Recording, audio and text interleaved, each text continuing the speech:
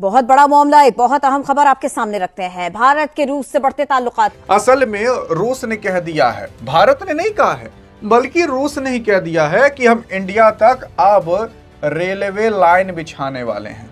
मुझे तो इस चीज़ को देख के बड़ी हैरानगी हुई है कि प्रेसिडेंट पुतिन की जो तारीफ है कि अब ये कहा जाए कि क्या रशिया इंडिया जो रेल कॉरिडोर है ये यूरेशिया का एक बड़ा बिग ट्रेड राउट बन सकता है।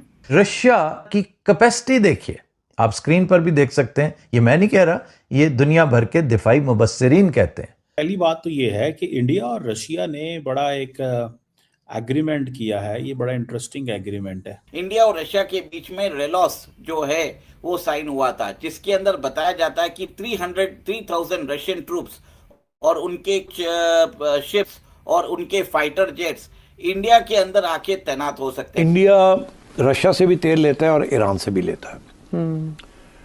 ठीक, ईरान के ऊपर अमेरिका ने एम्बार्गो लगाया हुआ है, मगर उसके बावजूद इंडिया ईरान से तेल लेता है और वो ईरान के लिए बहुत इंपॉर्टेंट है। ईरान की नीयत ठीक नहीं है, पाकिस्तान हाई अलर्ट है। वही हुआ है जिसका डर था। मक्का दिफाई मुआहिदे के बाद बाज़ाब्ता तौर पर न सिर्फ सऊदी अरब पर हमला हुआ है, बल्कि इस हमले की जिम्मेदारी भी कबूल कर ली गई है। जो रशियन प्रेसिडेंट है पुतिन, वो बहुत ज्यादा तारीफ कर रहे हैं इंडियंस की। और ये अगर हो जाता है तो एक बहुत बड़ा एनर्जी ट्रेड के अंदर बहुत बड़ा शिफ्ट आ जाएगा।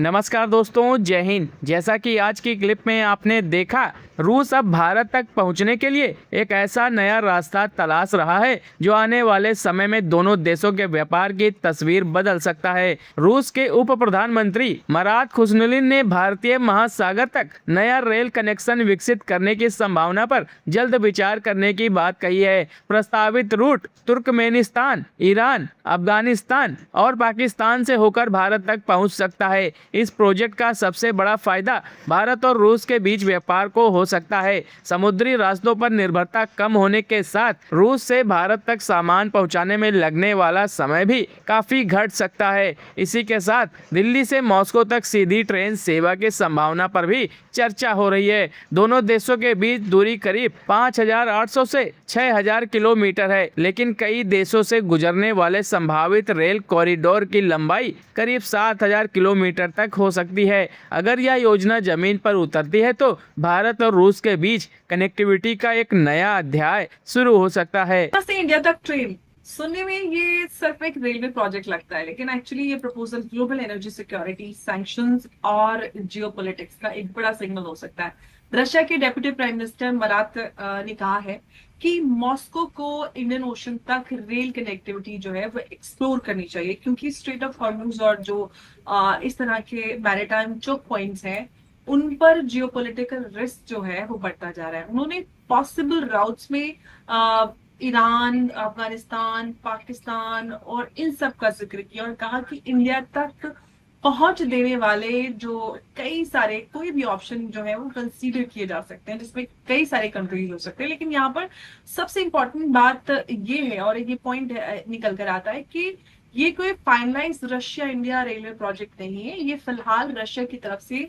फीजिबिलिटी एक्सप्लोर करने का प्रपोजल है और सवाल ये है कि मॉस्को को अचानक इंडियन ओशन तक लैंड राउट की जो जरूरत है वो क्यों महसूस हो रही है। क्या ये सिर्फ एक ट्रेड डाइवर्सिफिकेशन है या फिर ये कहें कि रशिया यूक्रेन वॉर, सैंक्शन और जो स्ट्रेट ऑफ हॉर्मुज में हमने देखा है कि जो कुछ चल रहा है, ब्लॉकेज हुए हैं जिसकी वजह से एनर्जी क्राइसिस और ग्लोबल इकोनॉमी पे इतना असर आया है, उस रिस्क के बीच में अपनी जो इकोनॉमिक लाइफलाइन है उसका ऑल्टरनेटिव आर्किटेक्चर जो है वो क्रिएट करना चाहता है। तो इसको समझेंगे कि आपने ये जो प्रपोजल आया है, सॉफ्ट प्रपोजल है, एक सजेशन समझ सकते हैं, इसके पीछे क्या कुछ है और क्या कुछ बदल सकता है, इसको समझने की कोशिश करेंगे। और इस पर बातचीत करने के लिए एक बार फिर से हमारे साथ मौजूद हैं उमेश अग्रवाल जी। उमेश जी, बहुत स्वागत है आपका। जय, नमस्कार।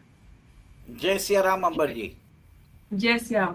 उमेश जी, ये प्रपोजल और ये जो बात है ये रशिया की तरफ से हुई है, तो आपको क्या लगता है कि रशिया को जो सी राउट से क्या प्रॉब्लम है, क्या कुछ चैलेंजेस आ रहे हैं, या फिर ये कहें कि ये एक दूर की सोच जिसे कह सकते हैं कि आजकल जो कुछ चैलेंजेस है, तो अब ये कहा जाए कि क्या रशिया इंडिया जो रेल कॉरिडोर है ये यूरेशिया का एक बड़ा बिग ट्रेड राउट बन सकता है? देखिए अंबर जी, कुछ समय से रशिया के जो ऑयल इंफ्रास्ट्रक्चर है, एनर्जी इंफ्रास्ट्रक्चर है, उनके जो पोर्ट्स के अंदर ऑयल की कैपेसिटी, जो स्टोर करने वाले टैंकर्स है, पाइपलाइंस है, उनके ऊपर यूक्रेन ने कंटिन्यूसली हमला कर दिया है। ऐसा है कि 40% जो रशियन सप्लाईज है वो इफेक्ट हो चुकी है। अब रशिया के लिए सबसे बड़ी बात है, it is a landlock nation. उसका एक ही दो बहुत ही छोटा एक तरह से उसका नेवल रूट है, और उसका जो मैक्सिमम उसका जो नेवल रूट है वो आर्टिक सी में होता है या बॉस्फोरस सी में होता है। और ये बॉस्फोरस सी वाला जो रूट है वो कंट्रोल किया है टर्की ने, जो एक नेटो मेंबर है। सबसे बड़ी बात है कि अमेरिका ने भी अभी एक तरह से 100% सैंक्शंस लगाने की धमकी दी है रशिया के जो सबसे बड़े जो बायर्स है, चाइना, इंडिया, अजरबैजान, इन लोगों के ऊपर।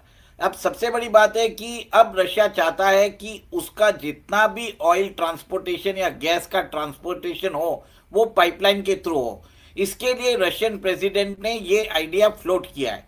सबसे बड़ी बात है अंबर जी, ये नई आइडिया नहीं है। ऑलरेडी एक तरह से 2003 या 2004 में ईरान, पाकिस्तान, इंडिया पाइपलाइन को एक तरह से बहुत पहले ही इसकी एक आइडिएशन आ चुकी थी, जिसको इंडिया ने अमेरिकन प्रेशर में आके उस समय की कांग्रेस सरकार ने 2009 में रद्द कर दिया था। ऐसे ही एक और एक प्रोजेक्ट है तुर्कमेनिस्तान, अफगानिस्तान, पाकिस्तान और इंडिया, तापी इसको पाइपलाइन बोलते हैं। अब इसी तापी पाइपलाइन को वह जो एशियन डेवलपमेंट बैंक है ये उसको सपोर्ट कर रहा है। अब रशिया चाहता है कि ये तापी पाइपलाइन के अंदर रशिया से स्टार्ट हो जाए और उसी ट्रेड रूट के हिसाब से वो भारत तक गैस और ऑयल पहुंचे।